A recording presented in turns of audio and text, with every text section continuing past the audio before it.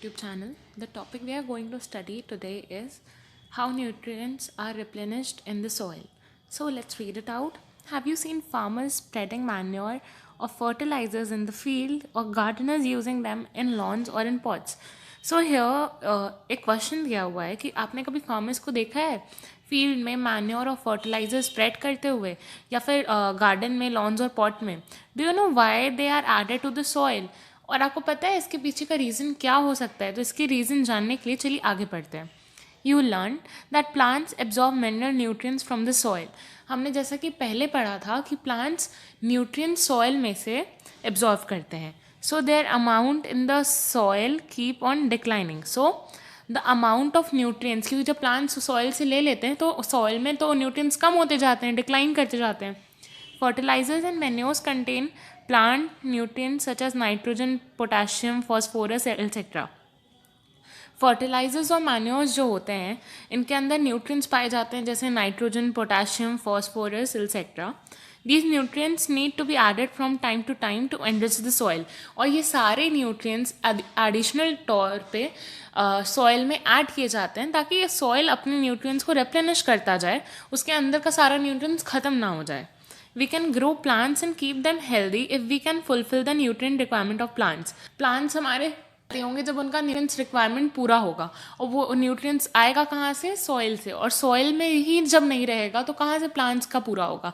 इसीलिए these fertilisers and manures are very important so that the soil is fertilised. Usually crops require a lot of nitrogen to make protein. After the harvest, the soil becomes deficient in nitrogen. So during the time of harvest, the soil become very much deficient. बहुत कम हो जाता है उसमें nitrogen. Nitrogen gas is available in plenty in air. Plants cannot use it in manner they can use carbon dioxide. जैसा कि हम जानते हैं कि हमारे एटमॉस्फेयर में, एयर में नाइट्रोजन गैस बहुत प्लेंटी अमाउंट में प्रेजेंट है, बट जिस तरीके से प्लांट्स कार्बन डाइऑक्साइड को अंदर ले सकते हैं with the help of stomata, पर वो नाइट्रोजन को वैसे नहीं ले सकते हैं.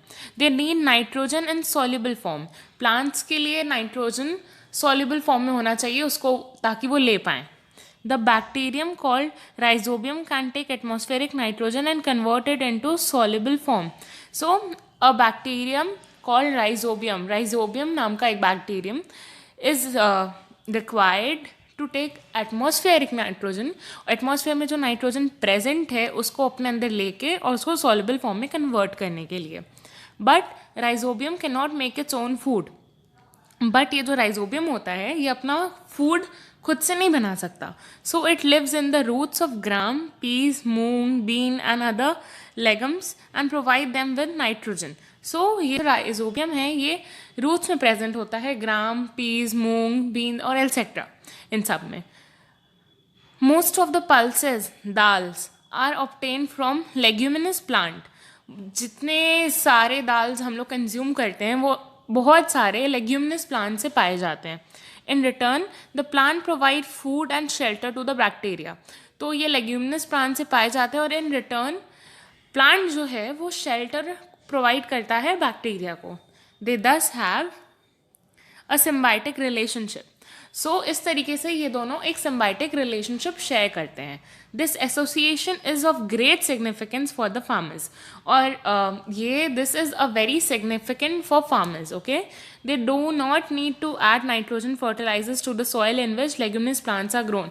जिन सॉइल में लेग्यूमिनस प्लांट खुद ही ग्रो होते हैं उसमें फार्मर्स को फर्टिलाइजर में फॉर्म में नाइट्रोजन ऐड करने का कोई ज़रूरत नहीं पड़ता है. In this chapter you learn that most of the plants are autotrophs. Only a few plants opt other modes of nutrition like parasitic and saprotrophic. So इस चैप्टर में हमने पढ़ा कि बहुत सारे प्लांट्स ऑटोट्रॉप्स होते हैं और कुछ ही प्लांट्स ऐसे होते हैं जो कि दूसरे मोड्स ऑफ न्यूट्रिशन परफॉर्म करते हैं, like parasitic mode of nutrition, saprophytic mode of nutrition. They deprive nutrition from other organisms. ये दूसरे ऑर्गेनिज्म से न्यूट्रिशन लेते हैं. All animals are categorised as heterotrophs since they depend on plants and other animals for food. और जितने भी animals present हैं they are all called heterotrophs because वो किसी ना किसी तरीके से प्लांट्स पर डिपेंडेंट होते हैं अपने खाने के लिए, या फिर एनिमल्स पे डिपेंडेंट होते हैं अपने खाने के लिए. Can we say that insectivorous plants are partial heterotrophs. So इस चैप्टर के एंड में हमें क्वेश्चन दिया गया है कि क्या हम ये कह सकते हैं कि इंसेक्टिवोरस प्लांट्स जो होते हैं वो हेटरोट्रॉप्स हैं. So, reading further chapters, we'll get an answer to this. Till then, stay tuned to our YouTube channel. Thank you. And I request you all, if you have any doubts regarding the topic, you could write that in the comment section below. Your doubts will be surely cleared by us. Thank you.